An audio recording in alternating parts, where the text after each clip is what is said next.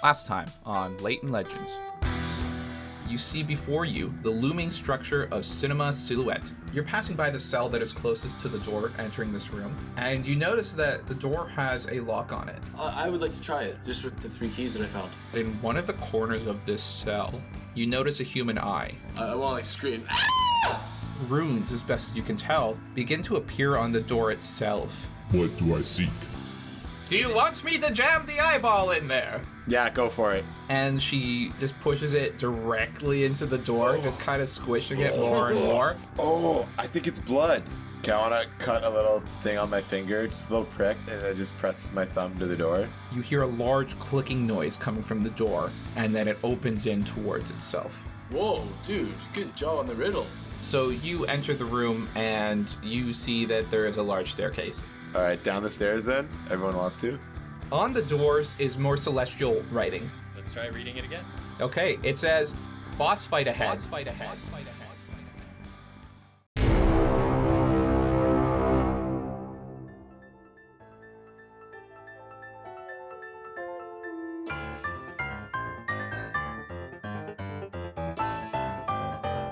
I think this one says, But like 10 pitches higher. Which means? I think it says there's something up ahead. I mistranslated the first word. I think it said moss or floss. I don't know. Still a bit rusty. The final boss is a giant dentist. Doctors are dentists too. No, they're not. They're just snake oil salesmen. Shall we proceed to the boss fight? For sure. As a paladin in an ancient realm, I'm not sure what a boss they're referring to, like a crime boss or something like that, but perhaps we shall see. Is this the infamous Hugo boss? I think the administrator's forward. So the 5 of you step down the stairs, and as you do, you feel weight on your shoulders, pressing down on you. I need each of you to make wisdom saving throws. Oh, God. That's an 18. And I rolled a 21. How did I roll a 9? So Joel, Mames, and Giovanni take 5 points of necrotic damage. Of course, the 2 paladins take the necrotic damage. I wish I was immune to necrotic. You can see that Giovanni, Mames, and Joel kind of get shrouded in this dark haze as you continue stepping forward. And you reach the end of the staircase. You push through the door into the next room. Yes. With Giovanni in lead, you push through the doors, and you enter a new room. Oh, no. And again, just like when you went through it the first time in the material plane, you entered a room of blackness with pressure pushing down on you. But as you continue to step forward, you step out of it and into what appears to be actually a very nice study. Along the walls are bookcases filled with books. There are books on the ground. There are tables in the corner, and there are candles on them, and even books on there. And in the center of the room is a large open oval of books, all kind of clumped around each other, hilled. But you also notice something else in the room. You step forward, and into it you can see on either side of you is a very large were-rat and a very large zombie. And in the back of the room, you can see a dark form floating in the background, cloaked in black with a large tanned mask on its face with a beak protruding out past its hood. And also, in the center of the room, surrounded by this mountain of books, is Martin, and he's lying on the ground, prone. Jeez. Martin, are you alright? There is no response. Are we entering combat, or can I attempt to talk to the necromancer? You have a moment here to do whatever you would like to do. Lich, this is the first and only warning I will give you. You must leave this realm and never return, or we will vanquish you forever. The Lich looks at you, Giovanni.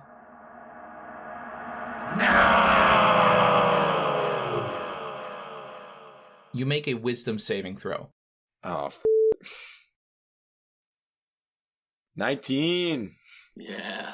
The Lich makes eye contact with you, Giovanni, and the rest of the world kind of darkens around your vision as your eyes connect with its. It's haunting, and it pushes towards you. You feel your heart start to speed up Then you take a deep breath, and as you do, your heart slows down, your vision returns to you, and you push back against whatever feeling was pressing down upon you. The lich, the doctor at the end of the room, notices you pushing back against it, and it moves forward. Oof. Everybody roll initiative. Well. It was a 10 for me. A 12 for Mordecai. 15 for Giovanni. Mames gets a 5, and Joel gets a 13. Oh, sweet Jesus. Of course, the lich rolls a 21 initiative. Of course. But there's also the 2 zombie-esque creatures that are there. One zombie gets a 3, and the other one gets a 7. Okay. Everyone's got their initiative rolled. Everybody has their initiative rolled. First up is the doctor with 21. The doctor kind of rises from the floor. They were already sort of hovering, but they start to rise into the room even more, and you feel like its body is almost enlarging. Its cloak is blowing in a wind that just does not exist, and you can feel this dark necrotic energy explode out from it and envelop the entire room. I need everybody here to make a Constitution saving throw. Oof. Oof. This guy's not playing, eh? That is a 19 for Mordecai. Ah, it's a 10. 9 for Val. Can I use my inspiration to reroll? Did you already use that to try and open a door? No. No, that was me. All right. Yeah, okay, you can re-roll that again. What happens if I die? Bad things. Ugh. So I rolled a 9 and then I re-rolled a 9. What a waste. Oh boy. That Tough day. sucks. The doctor casts something called Disrupt Life. Each non-creature within 20 feet of the doctor must make a DC 16 Constitution saving throw against this magic, taking 2d6 necrotic damage on a failed save, or half as much damage on a successful one. This guy's a real rude dude, if you know what I mean. So all of you take 5 damage, except for Mordecai, who takes, I guess, 3 damage. Oof. Okay. Back to my level 1 health here. All right, next up is Valerius. I haven't heard his full name in a fortnight. Might be the last time you hear Okay. Is this your way of telling us you don't want to do the podcast anymore? it. Or if Val dies.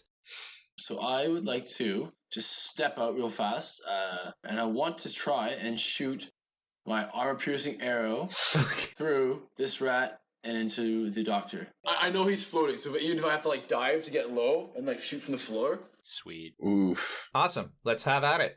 As a bonus action, you can spend 1 charge and whisper the command Phantom. Until the end of your turn, all arrows released from the bow Pass harmlessly through objects, ignoring cover. If you hit a creature, the arrow does an additional 1d6 force damage, and a spectral duplicate of the arrow passes through the creature in a straight line up to 5 feet beyond it. If another creature is in this space, it takes force damage equal to the damage dealt by the original target.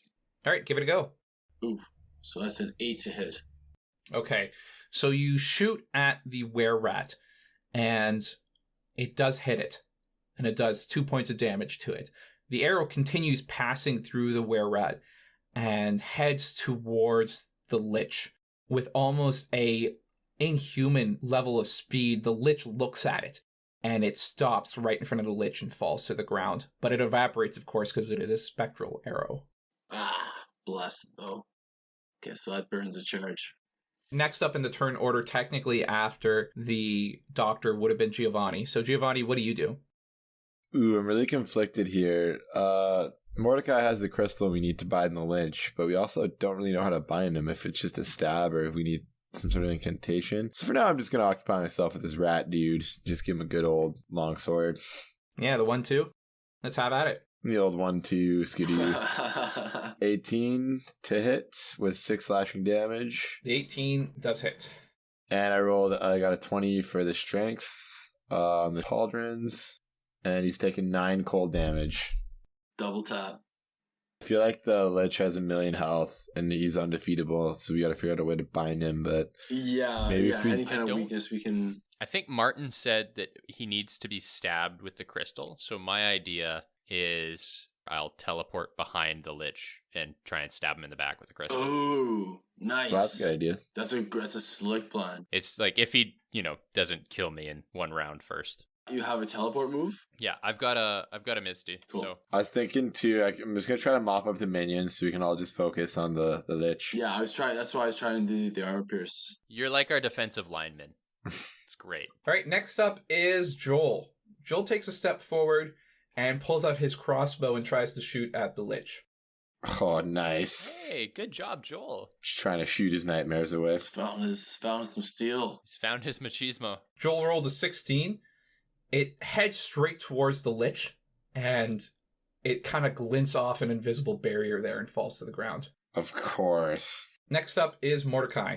I'm gonna use my free action to talk to Mames, and I'm gonna yell at her and be like, "Mames, the guy who's passed out. That's who we're after. We need to get him up and awake. If you've got any healing spells like your brother, But there is evil to slay! he is essential to defeating the evil. He knows binding spells and stuff. And just please help me this one time." I'll see what I can do! Okay, awesome. Instead of what I was originally thinking I'd do, I think I'm going to try casting Suggestion on the Lich. A bold move. He has to beat a Wisdom 13 saving throw. If he fails, he has to follow through on a course of action that I say up to 1 or 2 sentences. And the sentence I'm going to say is, "Point to your phylactery." I thought we were in the phylactery. I thought the phylactery was the thing that holds his soul. I thought because we went through an interdimensional realm to get to this room that maybe this might be it. I don't know. I'm going to try it. Would you consider this a charm spell? I don't know, because it says it's abjuration. Creatures that can't be charmed are immune to this effect. Never mind. Yeah, it is a charm. All right, so you cast Suggestion on the lich, and just like when you were in the room with Bolster and his guard, a green vapor kind of leaves from your mouth as you speak your words towards him, and it heads towards him with almost imperceptible speed, and it flows into him and into his mask. It passes by whatever barriers he has, and then it just kind of envelops his mask and folds over top of it and turns to slime as it continues passing down and then drips onto the floor. The lich looks at you. Ah, Christ. I mean object. I mean thing. Whatever. And I'm going to step behind Joel. Oh, yes. Okay, so because you rolled a level 2 suggestion spell, roll us some wild magic, Brendan. Okay.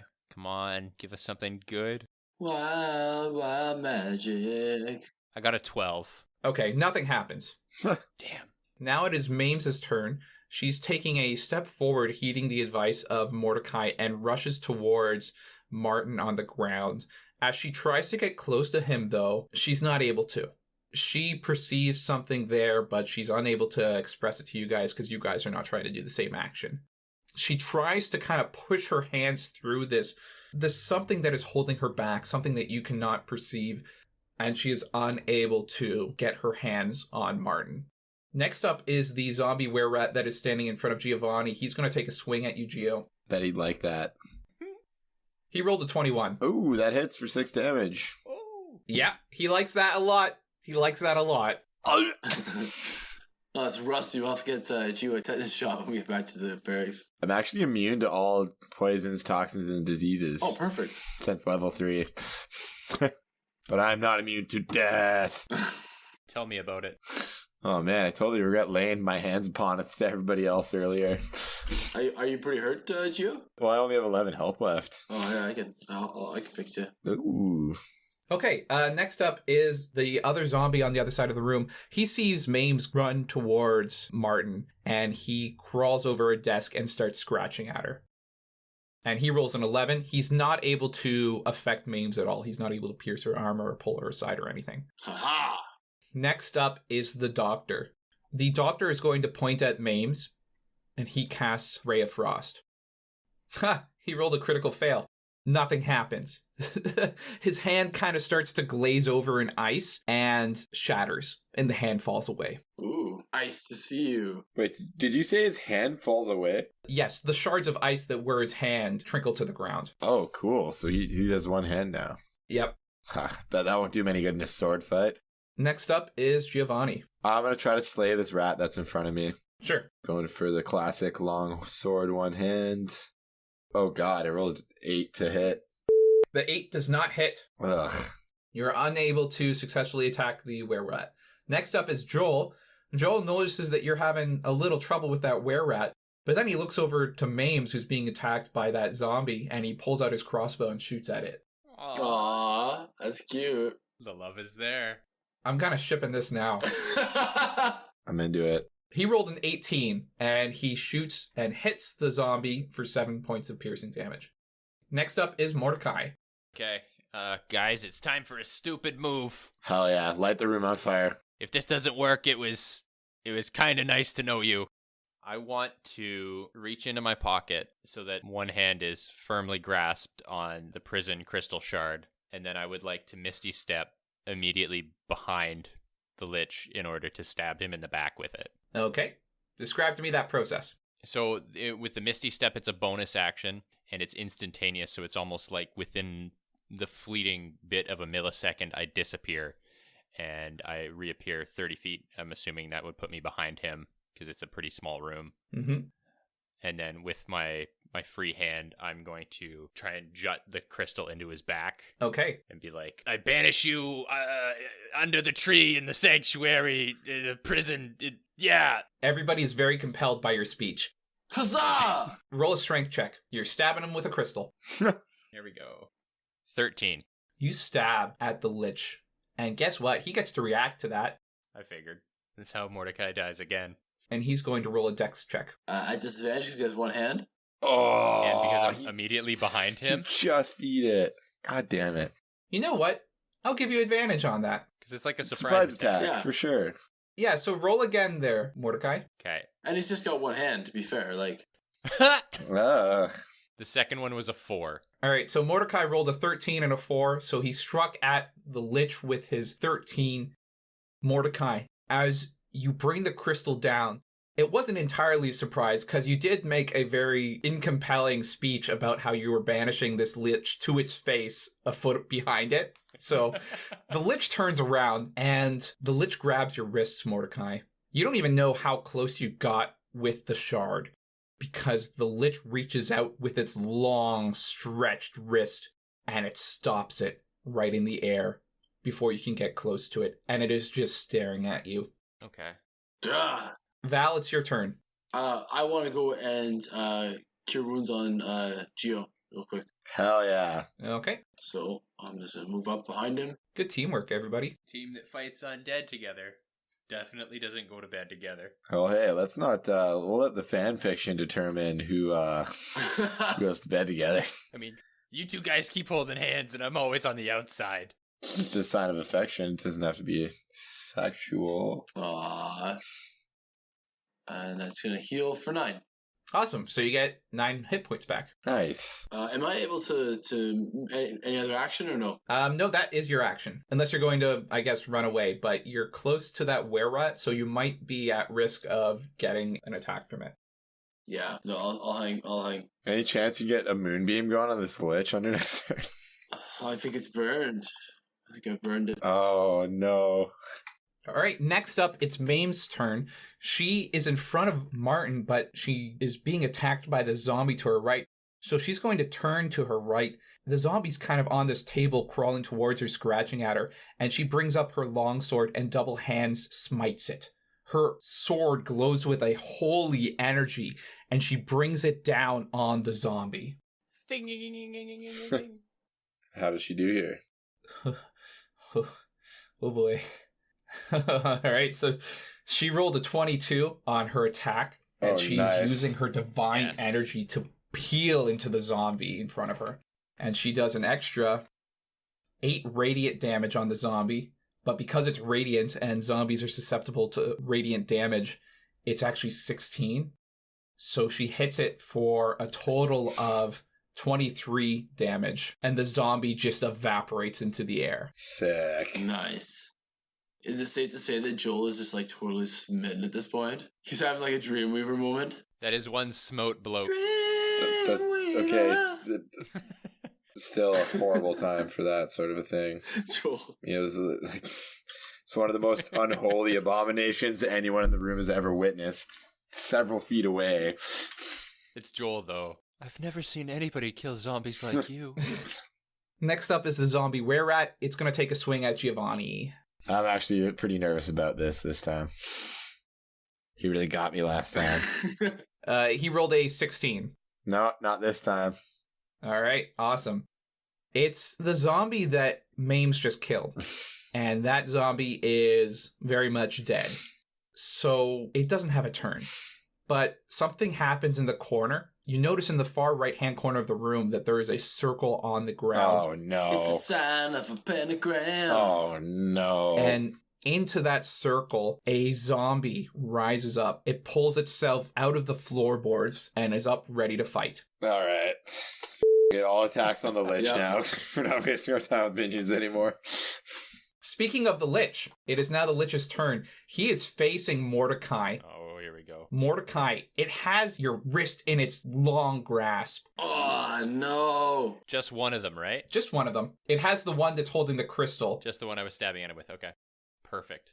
Yeah, we'll see. You feel a cold creeping down through your wrist, Mordecai. I need you to roll a Constitution saving throw. Okay, come on. 16. Huh. It's pretty good. Pretty good. Save throw. Yeah, you succeed. You still take some damage, Mordecai. You take 4 points of cold damage. Okay. But otherwise, you feel okay. Other than that, your wrist is being held by a lich. I can cast ice spells too, you dead. Next up, it's Giovanni. All right, I've had enough of this. Do I get like a bonus to attack if I just jump at the lich because he's completely facing the wrong direction? No, if you were a rogue, you would. Oh, okay, that's fair. All right, I'm just moving. Can I try to kick some of these books over as I head over there? Sort of. Like, I'm just gonna literally try to plow straight through to attack the lich. All right, make strength checks. Use the books as a You're, ramp. you're literally attacking the books, moving your way towards the lich. It's not an attack. 21 on the strength save. Okay, you managed to kick aside many, many books, plowing through them like a person walking through 3 feet of snow. You run away from the rat, though, and the rat gets to make an opportunity attack at you. Yeah, go for it. I don't even care. Well, could he knock the books down on the rat? No, that'd be too much. The rat rolled a 9, so you're fine. Yeah. Gio, what are you doing? I'm rolling an attack on this lich. All right. 22 to hit, 12 slashing, 22 to hit with 11 slashing. Wow. It hits. Rolling a strength for the pauldrons. 12. You manage to hit it with your sword, but you go to shove it with your pauldrons, and you're not able to make any headway. It doesn't even come close to the lich. It's almost like a invisible barrier kind of blocks your path towards it. Does the lich react to the sword hit, or is it like an old computer game when you hit something and it just it registers the damage, but it doesn't react to it in any way? Yeah. Okay. That's very much how it is. So the sword comes slashing down through the lich. It slices through the back of its cloak, and it does not respond to it, but you feel like you hit it. But I've got hit markers. Okay. Next up, Mordecai. Okay. You guys ever see the puppet show Game of Thrones? Where the little girl drops the thing? Yeah, you know what I'm talking about. Kidding me? Are you doing that? Yeah. Okay, all right, let's give it a go. So I'm going to drop the crystal into my other hand, and I'm going to jab it into him with my other hand. Nice. And to make sure that I have a better chance at this, I'm going to use my Tides of Chaos to roll at advantage. All right, so this is a dex check to catch it with your other hand. So you drop it. Let's see what you do. Should I use the Tides of Chaos on the dex check or on the stab? That's my question.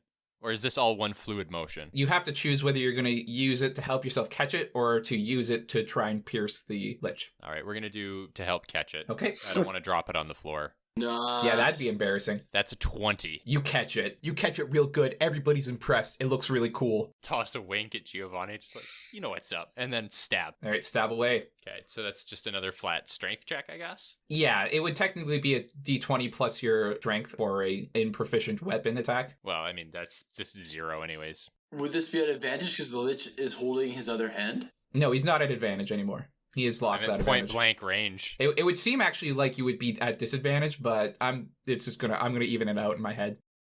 17 to hit. You don't hit it. What?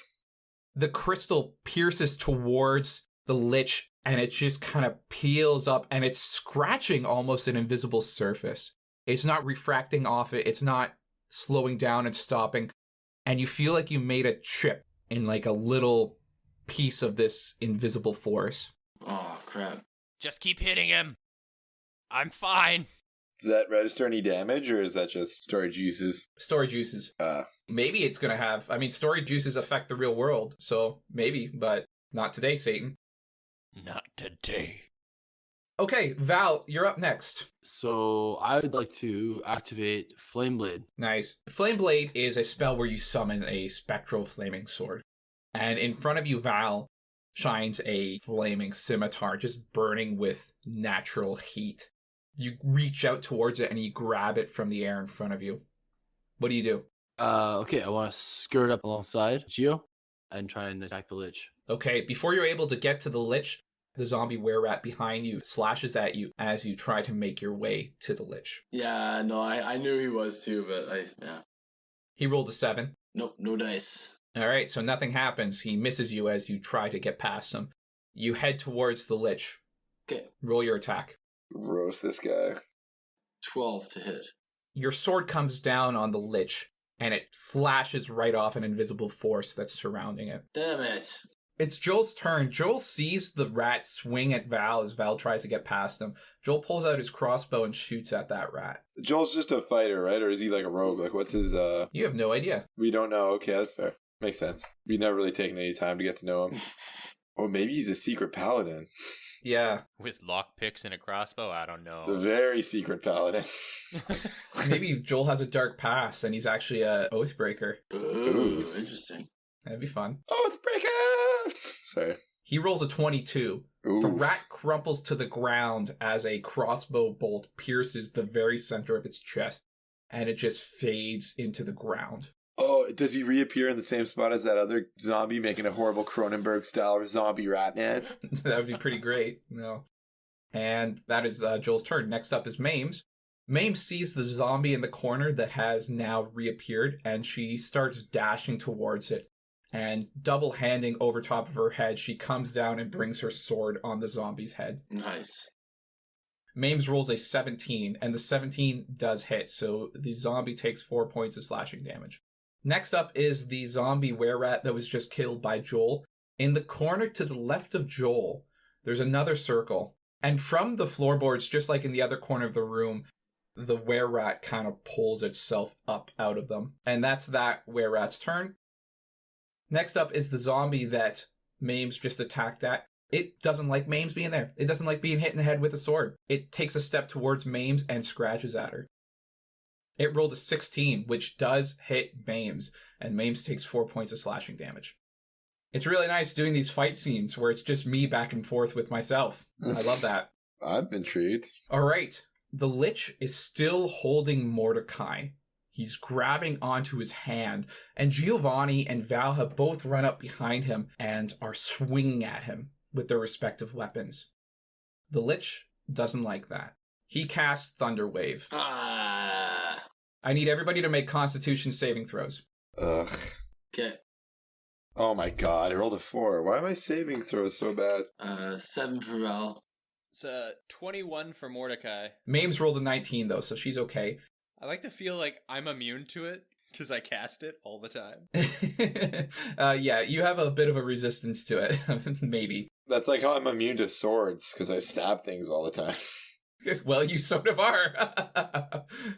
So that's 9 damage? Yes, Giovanni and Val, you take 9 damage each, and you're pushed back 10 feet. Ugh. So you're pushed back to about these bookcases behind you. You don't hit them, but you do fly back. Do we knock over any of the books in the semicircle on the way over? No, they're sort of around you. Technically, you should be prone, but I'm not going to worry about that right now. Okay. Mordecai, you take 5 points of damage. Mames also takes 5 points of damage. Mordecai, you are still held by the Lich. Giovanni, it's your turn. I'm going to charge you that Lich again. I can't hit. I need to get a hit in and then get some cold damage on him. I'm going to go for a one-hander again. Okay. Oh, shit. I rolled a nat 20. Oh, very good. Jesus. Your sword comes down and just pierces through whatever invisible veil was surrounding the Lich. How much damage does it take? 18. All right, so the Lich takes 18 points of damage. Does he react to that? The Lich doesn't react. It's not reacting to any of the damage that it's taking. Okay. Does he beat a 13 for the cold pauldron damage? I mean, you don't beat a 15, is what it is. Oh, okay. Oh, so now I know it's 15. Okay. Yeah, so you're always trying to beat a 15 with this pauldron damage. Okay. You try to strike at the lich, almost moving through the invisible veil you cut through, but it seals up before you manage to get in there, and it stops you from getting in. Okay. All right, Mordecai, you're up. I'm gonna just stare back at the lich with him holding me. This was a real dumb move, asshole. And I'm gonna use a sorcery point to twin spell Witch Bolt directly into him through the arm that he's holding me with. Cool. Nice. Through the arm that's holding you right now? Yeah. Okay. He's holding me, so like it's point blank. I'm just gonna flow the electricity through me directly into him. And since it's a twin spell, I'm gonna cast it 2 times. Here we go. Okay. First one's a 15 to hit Nice. for 6 damage. The 15 does not hit. Okay. And then the second one is a 17 to hit for 10 damage. So Mordecai, with a fearsome strength of will, you reach out with your magical energy that's inside of you, and you push out through your arm into the lich, and you can feel the crackling bolts of Witch Bolt pushing through into the lich, and you feel a resistance as you do that, almost like the energy is pushing back into you. And it's like the lich is fighting you to try and stop this Witch Bolt from manifesting itself in the lich. And there's this fierce contest between you two as you push back and forth. But the lich is much, much stronger. And the bolt doesn't push back into you, but it shoots out and casts itself on one of the bookshelves that's near you. And the bookshelf just explodes. Oh, damn. So do I damage him at all then? No, The 17 doesn't hit him. the 17 doesn't hit him. Oh, god damn. Okay, never mind. I guess 2 wild magic surges. Yep. The first one's a 3. Second one's a 10. Okay. Mordecai, roll a D100. Here we go. There it is. All right, come on, give me something that's gonna hurt this lich, like casting fireball on myself. Holy Jesus, that would be amazing. Oh, let's not get ahead of ourselves. What do you roll? That's a 47. Oh, interesting. Okay, Mordecai, as the witch bolt shoots out from both you and the lich, the tattoos on your body start to glow a white hot. And as that happens, you get a sorcery point back. Oh, nice. Cool. So it's not fantastic, but it's very useful, maybe. Yeah. All right, next up is Val's turn. Okay, I just want to, just like Geo, kind of just advance again on the lich and try and hit him with my flaming scimitar. Okay. It's a 15 to hit. You go slash at the lich, and just like before, your flaming blade comes down on the invisible veil, and it slashes off and hits the ground. Ah, Damn it. 14 fire would I have been know that would have huge. been, well, fire is the word. Next up is Constable Joel. Joel just killed that were-rat, and now he has noticed that it is off to the left of him, reappeared. And he's not enjoying that. He doesn't like what's going on whatsoever, and he's still kind of in shock. So instinctually, he fires off his crossbow bolt at that were-rat in the corner again. It's so great that you brought these NPCs along to deal with the other NPCs. Yeah, it's kind of annoying. I wish they would actually focus on the lich. Oh, okay. Well, maybe you should say something. Pretty busy right now. Joel rolled a 7, and it is not able to pierce the were-rat. Perhaps he's a little too shaken up, and the bolt just goes wide and hits one of the bookcases. Next up is Mames. Mames is going to lay hands on herself and heal herself for 7 hit points, Ooh. which is the rest of her lay on hands. But from what you could tell, Mames is not looking really good right now.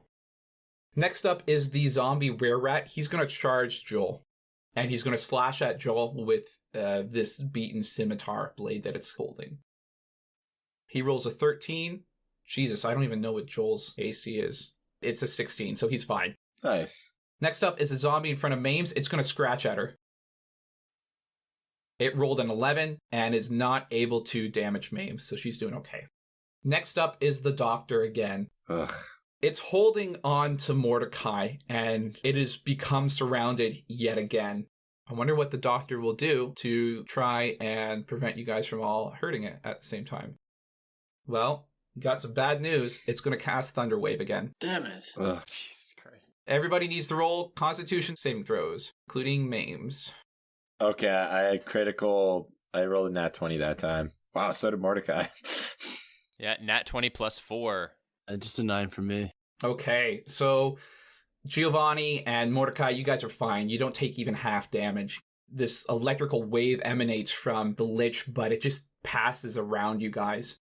Val, however, you take 8 points of damage, and so does Mames. Oof. I'm down to 3. And I'm thrown back, I presume, yeah? How many times did I cure people today that wasn't laying on hands? I think you just used Cure Wounds once on Mordecai. Okay, so I still have another slot. Yeah. Val also has healing spells, but well, that's besides the point. Yeah, I'm gonna try and heal myself up here. All right, next up is Giovanni. Gio, what do you do? I don't know. Should I heal Val? You're not immediately in danger. No. Val's at 3, I'm at 8. Oh, Jesus. I'm also at 11. So, how close do you think we are to defeating this lich? I don't know. Hard to say, man. If he gets a few more 18 chops, I think it might be pretty fast, but he seems pretty unflappable. All right, longsword again. He'll eventually run out of spell slots, right? Oh, I rolled a nat 20 again! Yes! Right on. So that's 18 slashing. Yes, another 18 chop. Let's see if I get the strength on the pauldrons here. No, 11. Damn it. So what does 18 slashing do, if anything? If anything? Yeah. Does the 18 slashing damage hurt it? I don't know. That's so weird. I honestly don't know if it does, because it's like an ethereal thing. Yeah, I'm feeling like we have to like knock it unconscious and then like stab it with the crystal or something. We're using a lot of video game logic here. Does it have any glowing weak spots? Like a Pokemon kind of, you know? You gotta just kind of wear it down. Giovanni, your sword comes clashing down. It swipes through whatever veil was surrounding the doctor, and it passes straight through its robes, cutting everything in half. The lich is standing there now with 2 halves of a body. The first one is floating above, the second one a foot below. It doesn't react to that, but you can make out the dark form underneath all those robes. Ah! Oh, man. Now is the time. Now is the time, Mordecai the Crystal. Mordecai, it's your turn. So, sorry, he's floating in 2 halves right now? Yes, indeed. All right, I'm shoving that crystal in between the 2 halves if I can. In between the 2 halves. So if he tries to, like, rejoin himself, it's just going to be stuck inside him. Oh my god, that's okay, all right, awesome. So you're not attacking, you're just holding this up and down in case Yeah, he I'm tries. just going to hold my arm out and be Wait. Didn't you say he had like a true body or something like that underneath the 2 halves? No, it's separated by air, but you can make out the dark form that's in between the robes, both above and below. Okay, maybe stab at that. Yeah. Would I have to stab or would I just have to hold it there? That's the thing. Because part of me wants to distract him as he tries to get back together. Yeah, how easy can you make this for us? What do you want to do? You know what? Screw it. I want to stab it up under the torso part. Okay. Up into the guts. Mordecai, make a strength check. Come on. Nat 20! Ah! Mordecai, you're still hovering in the air, suspended by the long wrist of the lich. Its legs are sinking towards the ground, but its body still seems solid, standing there, gazing into your eyes. You reach forward with your left hand, free of the lich, thrusting into the space between the 2 body parts. And then you pull up, right into the gut of the lich. There's a moment, a crackling, a sudden quietness in the air, and the lich looks down at your spare arm, thrusting up into its torso, and then it looks back into you. There is a howling noise. The wind around you starts to circle and pull in towards the lich himself. Cold starts to emanate down from your hand. Brendan, I need you to make a Constitution saving check. And I roll an 18. And Mordecai says, "Take 1 crystal and don't bother calling me in the morning." You feel cold reaching down through your hand and into your body as you stab up, but you push through it. The lich starts screaming and howling. Its other handless wrist starts pumping at you, pulling at your other hand, jutting into its stomach. I need you to make a strength check. That's a 5.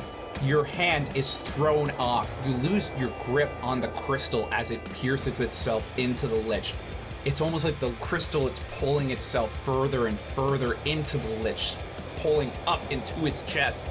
The howling noise grows stronger as the wind around you starts to circle. Giovanni and Mordecai, I need you to make dexterity saving throws. She's gonna blow! Oof. I rolled a 15. I rolled a 14. Mordecai, you fall to the ground. Both you and Giovanni duck as the wind starts pulling into the lich, and as you look up, you can see its body start to crumple, start to pull in on itself. Its lower torso pulls up into its body, creating a shell around the crystal, pulling itself even further, and it looks like it's being compressed in a trash pactor can as it pulls in on itself. And then suddenly, there's a boom. I need everybody to make constitution checks in this room. Oh my god, you're just trying to kill us. I am trying to kill you. Die. Die. I rolled a 17. That's a 19. Ooh, and that's a 20 for Val. Turn your head and cough. Still swinging, Mordecai. Oh boy, okay. Alright. Oh, poor Joel. Crit fail. Is Joel dead? Joel rolled a natural 1. Mame's rolled a 19. There is a bright flash of light. The entire room echoes as a large boom emanates out from the lich. And then the light fades away. The lich is standing there, but its body is growing incorporeal as it starts to fade from a black darkness in its robes to a light. And then the lich itself is pulled into the crystal, and the crystal disappears. You look around yourself and you see the crumpled bodies of the zombies on either side on the ground, and their bodies start to turn to ash and then fade into the floorboards. What do? Check in with everybody. Everyone's still here? Mordecai flops over, having used up all of his gusto and machismo in order to not piss himself while being held by the lich. Wait. There's a red X over... Guys, there's a red X over Joel. No! What's going on here? Giovanni, you rush back to another figure that's laying on the ground. It's lying next to the were-rat, and you know that it's Joel. Oh god. I have one lay hands left. One lay hands. Can I try to use it on him? Joel is lying unconscious on the ground. You hold your hands to his throat, and you cannot feel a pulse. God damn it, I don't care. I want to do it anyway. So you have 1 point of lay on hands? Yeah, I don't want to use it. Okay. With the same hand that's touching the throat of Joel, you reach out with whatever politic energy is left to you, and you push with all of your will into Joel. And then you feel a pulse. This is why I saved one point of lay on hands. Because I knew someone would be getting knocked out. Is he, like, unconscious as Frigg, though? Yes. Okay. Joel is not awake. He does not wake up, but you can feel a pulse.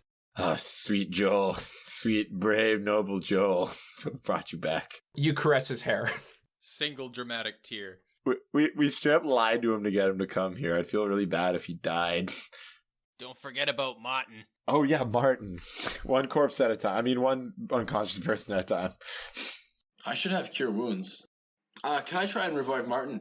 Sure. Just give him a shake, even, or like see if he responds now. Like I'm sure that the magic that might have been protecting him is maybe down now. So You reach out towards Martin to touch him and give him a shake. You're no longer held back by whatever field was preventing Mames to get access to him. You pull him over. He's lying on his chest, and as you do, you notice a great big bruise and scar over top of his left eye. Oh. Is he breathing? Like, is he? You lean close and you can hear a very raspy, very faint breathing coming from him, but he doesn't wake up when you push him. Oof. Anyone got cure wounds left? I do. And I've got enough to use it. Go ahead and cast Cure Wounds. 7. That's a 7. So Martin gets 7 hit points back. You reach out with your hand as you hold on to Martin. You cast Cure Wounds, and you can see life energy leave from your body and into him. And as you do, the color returns to his skin, and he starts to stir a bit. Martin, still laying on the ground, still prone, looks over at you, and he says, Did you get him, boy? Yeah, with your help, Martin. Absolutely. You have to get me to Ash. Martin opens his eyes and looks at you, Val, and his one eye, piercing blue, is gazing into you, pleading with you. But the other eye is empty, an open socket. God. Oh, God. I hate to tell you. Mames, do you still have that eyeball? No, God, don't give him that eye. It's jammed in the door. God damn it. It's smushed. It's very smushed. It was sick. Can you help us get you there? Mames looks very uncomfortable in that moment. Yeah, I'll bet. God damn. I'm feeling very high and mighty right now. Yo, the sacred object, like, it gets a lot of credit today. The sacred thing. Wow. In the Alvin community, at least. Not jumping on that community anytime soon. Lord. I was gonna say, like, hey, Martin, like, we can help you. We brought some friends to help us. Can you tell us where the sanctuary is? Through the door. Really quickly, party, I hate to do this, but should we loot the room really quickly? Sure. Yeah, definitely. Or is that a bad taste? Is there any cool in this room? Everybody roll investigation checks. I just want to picture it, though. Martin saying, the door, to the door. And then Val just kind of drops his head back on the ground, stands up, and then the three of you start looking around the room. Yeah, Martin, we'll go away in a second, man. Just chill for a minute. For a natural 20. Yeah, Mordecai also rolled the 20. I rolled a 6 to investigate. Wow, you guys did really well. Not all of us. Where were those rolls earlier? Some of you did. I'll use this opportunity to carry Joel or Martin, whichever. I'll pick up Martin. Just hold him. Giovanni, you find a single silver piece on the ground again. Yay, I have 3 silver pieces. Giovanni's just that kid who's always picking pennies off the ground. Hey, I'm a son of a merchant. You know, you gotta every silver piece counts. Okay, Brendan, you're kind of flipping through some of the books that are around you, and you find a book labeled Arcanum Infantatum. Okay. You don't know what it is yet, but perhaps if you spent some time, you might be able to investigate. It's all written in Celestial. You don't quite understand it. Your Celestial, as you mentioned before, is a little rusty, but if you spend a little time, you might be able to read it, and maybe it could help you out. Thank you. Val, you're flipping through some of the boxes on the side of the room, and there's a desk that's there, and there's a number of drawers in the desk, and you open up the first one. You find what looks like a root, and it's a very peculiar looking root. Maybe it's something you recognize. Can I have you roll a nature check? That is a 20. Oh, wow. Okay. So you recognize this root. It is a root of a Rowan wood tree. Oh. Which is very peculiar in that it is in this place. You don't know why it was here, or maybe if it was being used by the doctor in some way, because it's not a common root.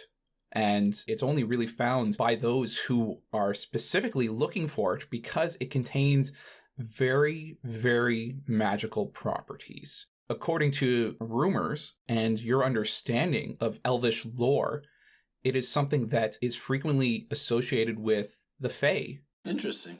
Rowan wood, okay. And this is a crafting item for you, and you can use it to craft something. And we'll work out the details of exactly what that'll look like for you afterwards. Good, cool. Cool find. Okay. So that's the stuff you find in this room. Giovanni got a penny, Mordecai got a mysterious magical book, and Val got some kind of ancient root. We can go back to tending the wounded, I suppose, now. Yeah, now that that's sorted out. Where is this door? I mean... Well, there's no door that you can explicitly see other than the one you came through. Okay. Yeah, let's head out. I gotta make sure I get my cloak back. Mames, can you carry our friend Joel? Of course, Giovanni. I'll get young Joel here. Aww. Joel looks up at her lovingly. No, Joel's unconscious. Still cute, though.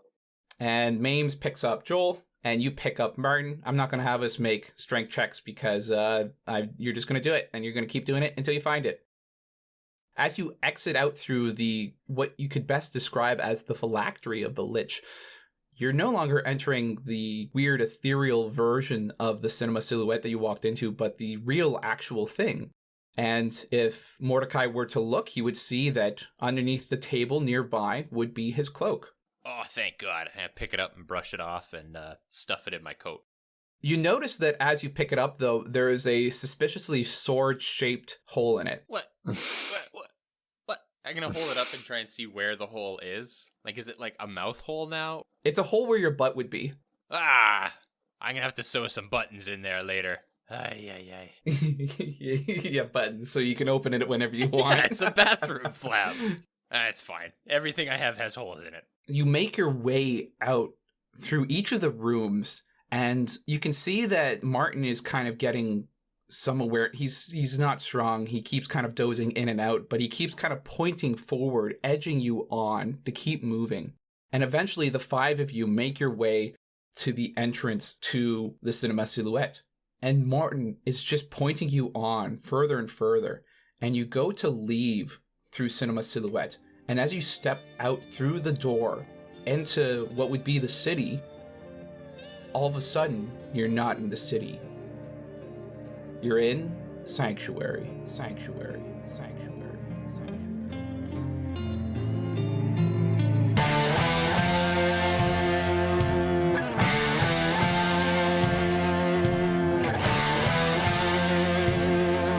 Thank you, everyone, for joining us in the finale to Season 1 of Latent Legends.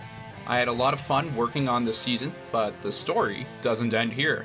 Stay tuned both literally and figuratively. A special thanks to all of our patrons up until this point: Al, Dan, Ethan, Kate, and Paula. If you're like these very special people and want to support our show, sign up on patreon.com/latentlegends. Additionally, we'd love it if you guys left us a review on Facebook or iTunes, as these reviews really help us get the podcast out there to other people. We'd also like to thank Jake and Brendan of Kraken Mara for the use of their song Stratus in this episode.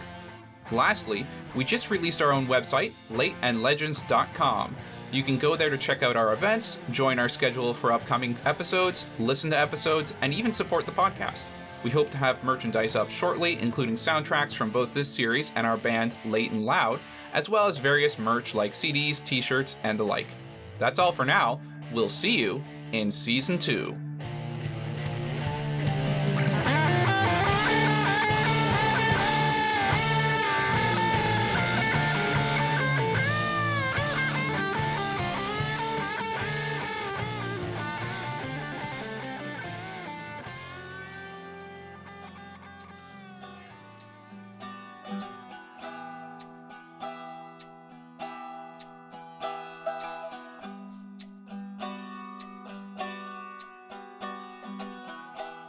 It's late now, long past when others would be on the street. A figure steps out from under the eaves across from Cinema Silhouette. Looking both ways to clear the street, he steps across and towards the entrance of the building. The lock on the door has been busted, as he expected it would be. Stepping into the building, he is initially confronted with nostalgia. As a young lad, he used to visit this theater often, but now was not the time for nostalgia. There was work to be done. And now that the others have left, it's time to move. The figure knows the way to the lich's hidden room. He walks through the chambers of the building, noticing scorched plasma on the ground in areas. This must be where they struck down foes, he thinks to himself, ethereal by the look of it. Passing by, he walks through the steel door and follows the staircase down into the phylactery. It's a mess in here. Some people just don't know how to care for their things. Books are thrown about the room, and dust and ash are piled up in corners. He comes into the room and starts looking at the bookshelves. It must be here somewhere, he tells himself desperately. I know this can't be all of it. He starts tearing at the books, pulling them out of their spots on the shelves recklessly and tossing them to the floor, not even bothering to look at the titles. He pulls and pulls, and then suddenly, there's a book that will not budge. He sighs. Good, this is it. He takes a step back from the shelf and looks at it before reaching to his belt at his waist and bringing forth a hatchet. Without any pretense, he begins striking at the shelf. Bits of lacquered wood flies from the axe as it strikes. Cutting left and right, the man removes shelves and makes gaps in the back of the structure. Dropping the axe, he reaches into those gaps with his hands, pulling at the wood. It pulls away, leaving an opening into a dark staircase. Panting, the man takes a breath, and then retrieves his hatchet from the ground, returning it to its place at his belt. He takes a step into the dark and follows the staircase down. It's cold in here, very cold, and a dampness clings to the cobblestone walls on either side of him, and leading down the staircase he goes, step by patient step, until he can make out a light.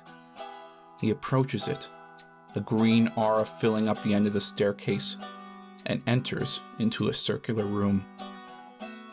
The floor is covered in mossy brick, and broken rubble lines the room, but in the center of it is a well.